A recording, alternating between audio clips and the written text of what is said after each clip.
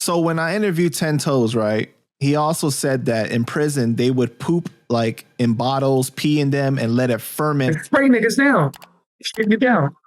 I never did shit like that. But you saw it happen?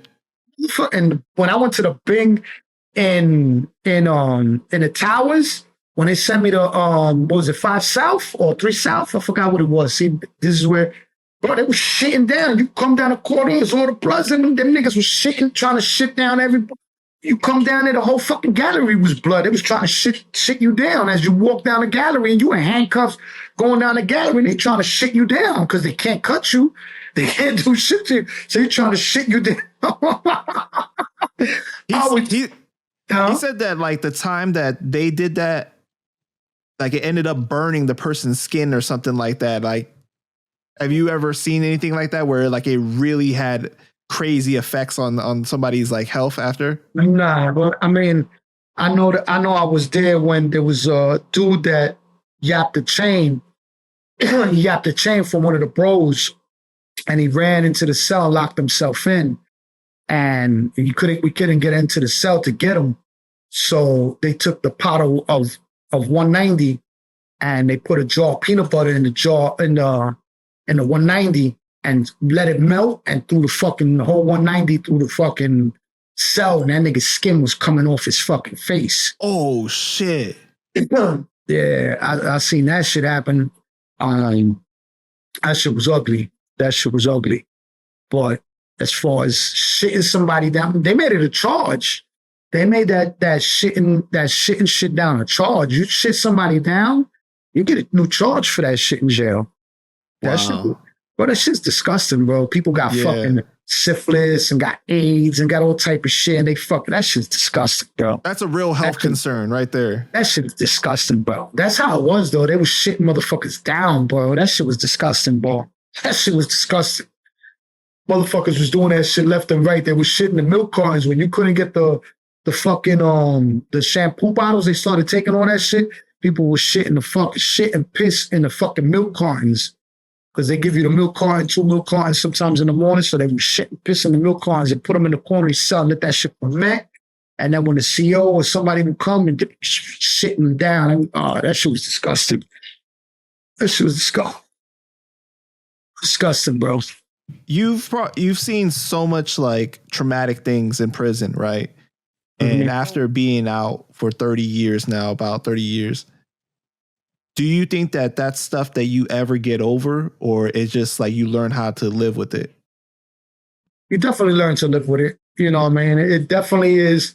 I'm not going to front. Like a couple of nights ago, I woke up hearing cells like cracking, like thinking I was still locked up.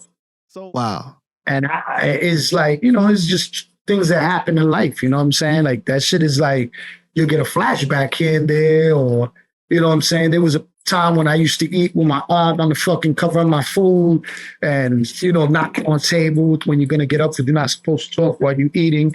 So you knock once when you acknowledging the person getting up, the person getting up, you'll knock twice, out of respect. So there's different rules and different ways you move in prison that I had that habit for, bro, like 15 years, bro. I was knocking on tables. I just got over that shit maybe like 10 years ago. I would knock on my own fucking table that I'm getting up. Yeah, so it's definitely, they should have some other type of programs to bring people into society. You know what I mean? They have all this money for it, migrants and all these different people coming in, but they don't do anything with the youth that you have to try to change their lives and give them some type of re-entry. Now they got certain programs that they're doing, but they should be more re-entry programs, like teaching them skills and teaching them different ways, and even some type of therapy, to be honest with you. They should have some type of group therapy to try to get people able to communicate, because I think as men, that is in our generation, our hardest thing is communication. We hold all our problems in, and we hold all our griefs and all our things in, and I think that's why a lot of guys at one point or other, they just snap, because they hold everything in so much. So it's hard for people from my generation to be able to talk about their problems or express themselves. You know, we still have that machismo of, you know. Well, yeah, because like the way that boys are raised is like not like girls. It's like you can't cry, you can't really express your feelings and stuff like that. Can't show any weakness. So, you know, especially and it's like, you know, that we express it in anger instead. Right? Exactly. So, and it doesn't provide the same kind of relief that crying does. So I definitely think that there should be more done with like I said, with like re-entry programs. And there's a lot of, look at all the individuals that come home, you know what I mean?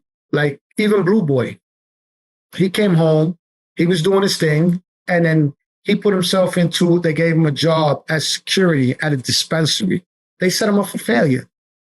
Bro. You know what I'm saying?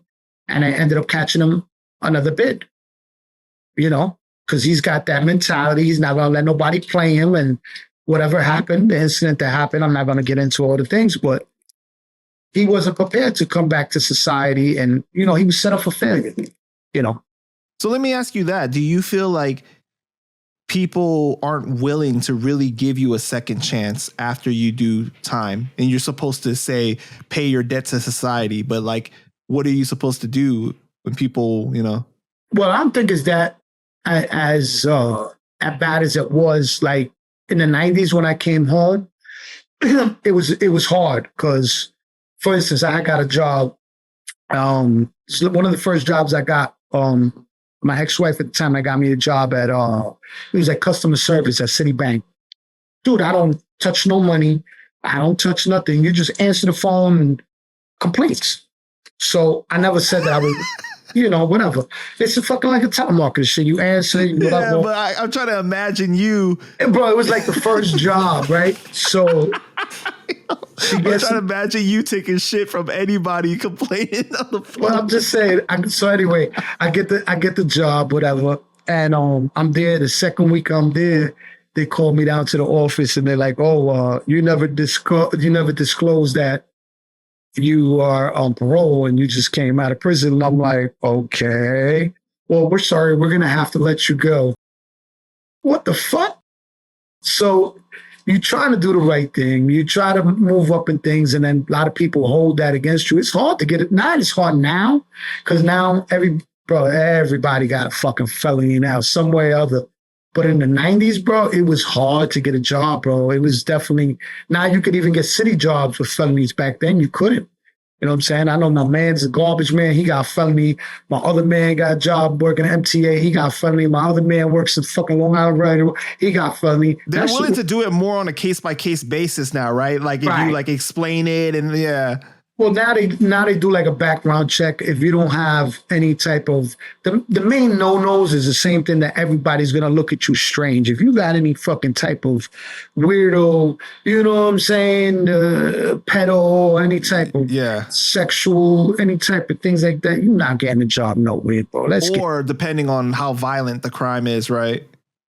Violent, it depends on what it was, you know what I'm saying? So it all depends on the violence of the crime, what it is, you know what I'm saying? If it was a robbery or you got some arson and shit like that, in certain places that's not going to give you a job. Like you're not getting no type of fucking Uber, you're not getting no type of fucking Uber Eats, you're not getting no Lyft, you're not getting none of that with any type of violent crime like that. You're done. Now, if you haven't had any arrests or any felonies in over 10 years, they can't find out now because now they dropped the new law that they can only go back a certain amount of time. So if you were convicted of a crime 15 years ago and you haven't gotten in trouble, that shit won't show up on a regular, they can't hold it against you. You can sue them if they do. You know what I'm saying? The only ones that they couldn't hold you accountable for is the sex crimes, which, you know, listen, a lot of sex crimes, they deserve to be fucking, you know what I'm saying, put under the fucking jail. Yeah. You know what I mean? Absolutely. You touch a fucking kid or you take something, like, come on, bro. That's a serious thing in prison, especially because everybody got kids, they got moms. Dude, I've seen girls, those dudes, bro. Oh my God. I've seen I've seen some of them get so fucked up in there. Like, yeah. And the funny thing is, the COs will tell you, like, we was in the jail, and some dude comes up to the gate. So we look at him, some weirdo looking dude. He comes in, he goes to the cell, and the CO's like, put the news on. That's the dude from St. Sebastian's that tried to the little girl at St. Sebastian's in the Queens. So we was like, what? And this is the CO told us right off the rip. He told me, told a couple of us, we go to the day room, put the TV on, that motherfucker's on. That dude didn't last in that fucking house. I don't think he lasted an hour, bro. Yo, the beating that dude got, bro. Oh my God, bro. Oh my God. Bro, dude stripped him down, was beat. Oh my God, bro. That dude was screaming for his life, bro. It was bad. You know what I'm saying? Like nobody respects that shit. I don't care what jail you land in any part of the country. Those pedos, the little kids and all that shit, bro. Get the fuck out of here, bro. You know.